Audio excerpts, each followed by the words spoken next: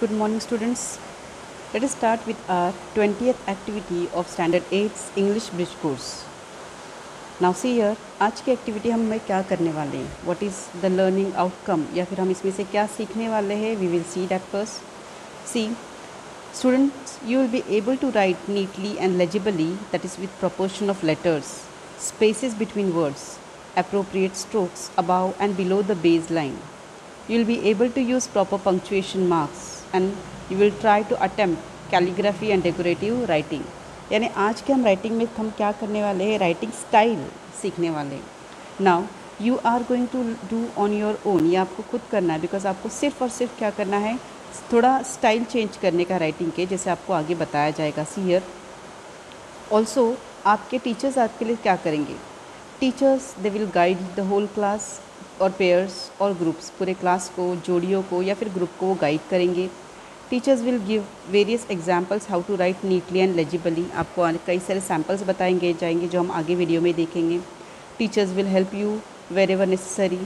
Teachers will introduce new punctuation marks with examples. Teachers will explain importance of writing with its aspects and teachers will demonstrate decorative writing. अब यहाँ पे आपको art teacher भी आपके help कर सकते हैं, बट ग्रामर और इंग्लिश के लिए आपके इंग्लिश टीचर्स ही आपको हेल्प करेंगे. Then further what are you going to do, तुम क्या करने वाले, you will listen to it carefully. आप ग्रुप फॉर्म करेंगे. You will choose a text, एक छोटा सा कोई भी टेक्स्ट आपको पैराग्राफ चुनना है. Look at the black board, listen and act, सुनो और ऐसे एक्शन करो. लुक एंड कॉपी, फिर टीचर जो बताएंगे वो कॉपी करना है. And the simple rule, what will you do, sorry you will follow the simple rule. Try to understand that, जो टीचर्स आपको रूल बताएंगे वो सिंपल रूल आप फॉलो करेंगे और उसको समझने की कोशिश करेंगे. नाउ सी, आपको आगे बताया गया, teacher will write 10 lines paragraph on the black board explaining how to write neatly and legibly. Simple hand writing कैसे लेती है वो आपको बताया जाएगा, राइट. एंड देन इसी को आगे जाके कैलीग्राफी में या डेकोरेटिव राइटिंग में कैसे लिखना है. आपको एक पैराग्राफ सिंपल दिया गया है, देखो यहाँ पे आगे, the seasons I like the most. My favorite season is rainy season. In India, it is a very important season. The agriculture in India depends largely on the water given by the rains. For me, it is the most colorful of all the seasons. One can see a lot of greenery around you. The dark clouds are a great blessing and are eagerly awaited after the scorching summer heat. The best part of the season is that one gets a lot of unexpected holidays and off from the school due to the rains. It is a pleasure to go out in the rains and get wet in water. यानी मेरा favourite season कौन सा है और क्यों है वो आपको यहाँ पर दिया गया है. अभी इसी को क्या करना है, इसको हमको सिर्फ रीड करना है और राइटिंग करनी, कॉपी करनी है ऐसे पैटर्न में. या तो आप ये वाला पैटर्न चुन सकते हैं, ये वाला चुन सकते हैं या ये वाला चुन सकते हैं. और देखो आपको दिए गए और अलग अलग पैटर्न्स, इनमें से जो आपको सही लगता है इस तरीके से उसको लिखना है. पहले सबसे पहले सिंपल हैंड राइटिंग तो लिखनी ही है, लेकिन उसके बाद इसमें से कोई भी एक पैटर्न चुन के क्या करना है, आपको उसमें से चुनकर वैसे लिखने की कोशिश करनी है. फिर और एक पैराग्राफ दिया गया है, देखो पैराग्राफ समझने का है और फिर वही उसको सही से लिखना है. How I celebrated my birthday, मैंने मेरा बर्थडे कैसे सेलिब्रेट किया. सी, I celebrated my 15th birthday on last Saturday. I invited all my friends to a birthday party at our house. My parents performed the havans, that is the ritual. Havan karna means you all know, home and all. In the morning. In the afternoon, the guests began to arrive. The house was decorated beautifully. In the evening, I cut the birthday cake. My friends and family wished me happy birthday. The guests were served with sweets and cold drinks. My friends danced and sang. Everybody was in a joyful mood.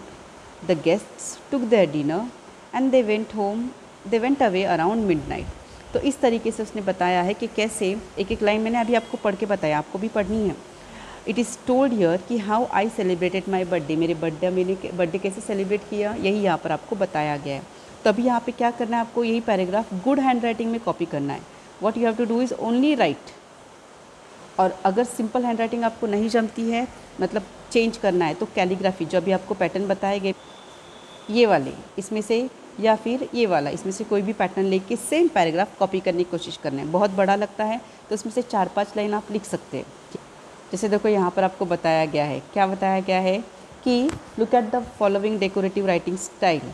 देखो किस तरीके से लिखा गया है। आप भी ऐसा ही कोई शॉर्ट मैसेज लिख सकते हैं। यहाँ पे दिखता है देखो, happy birthday from all of us, happy birthday to you, thank you. देखो कैसे एकदम डिज़ाइन के साथ बनाया गया है, राइट। तो इस तरीके से आपको क्या करना है, सिर्फ उसकी स्टाइल जो चेंज करनी है और इसे कोई भी शॉर्ट मैसेजेस ऐसे ट्राई करने लिखने के लिए। लेकिन ऑफ कोर्स उसके लिए ग्रामर मिस्टेक ये सब अवॉइड करना है।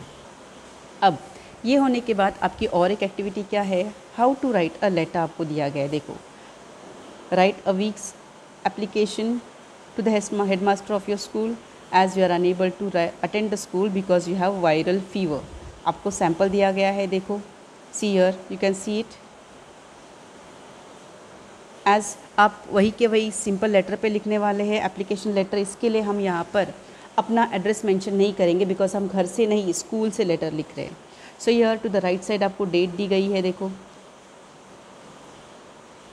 नेक्स्ट इधर जो रिसीवर है, आप हेडमास्टर को लिख रहे हैं तो यहाँ पर उन्होंने दिया है हेडमास्टर संत तुकाराम मॉडल स्कूल लातूर, नाम, एड्रेस, यानी जो डेजिग्नेशन आप किसको लिख रहे हैं उनका नाम, फिर वहाँ पे स्कूल जो है उसका नाम और एड्रेस।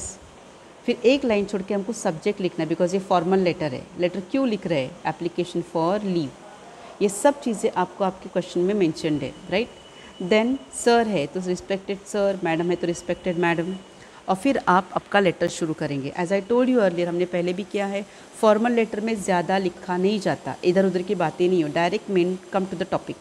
सो यहाँ पर है see, I am in bed with an attack of viral fever. इसका मतलब आप बता रहे सर को कि आपको क्या हुआ है, डायरेक्ट बुखार आई है, आपने डायरेक्ट बोल दिया। So I will not be able to attend school for a week, इसलिए हफ्ता भर में स्कूल नहीं आ सकता। I request you to be kind enough to grant me leave for 6 days। I shall be absent from 26 July to 1 August 2020। Right, आपने direct जो आपका मुद्दा रखना था बता दिए कि मुझे बुखार है इसलिए मैं एक हफ़्ता स्कूल नहीं आ सकता। सर मुझे आप छुट्टी ग्रांट करो, छुट्टी दे दो। 26 तारीख से 1 अगस्त तक मैं स्कूल नहीं आ सकता। सो देन आपका यहाँ पे क्या है, क्लोजिंग है, योर्स ओबीडियंटली, और फिर आपका नाम या signature Shilpa Mohite 7th A से, राइट। अभी ऐसा ही आपको और एक खत बनाना है। यहाँ पे आपको खत किस बारे में था, एप्लीकेशन ऑफ लीव। आगे भी एप्लीकेशन फॉर लीव ही लिखना है, लेकिन ये जो रीज़न है ना बुखार का, ये नहीं है, चेंज है। क्या है वो देखेंगे। See what is the reason now, write an application to the principal of your school requesting him to grant you 2 days leave for what, to attend your brother's marriage. आपके भाई की शादी के लिए आपको 2 दिन की सिर्फ छुट्टी चाहिए, तो आपको प्रिंसिपल सर के पास क्या करना है, रिक्वेस्ट करना है। नाउ पे अटेंशन, ध्यान से देखो यहाँ पर। अभी इस लेटर में भी ज़्यादा हम चेंजेस नहीं करेंगे, सेम है।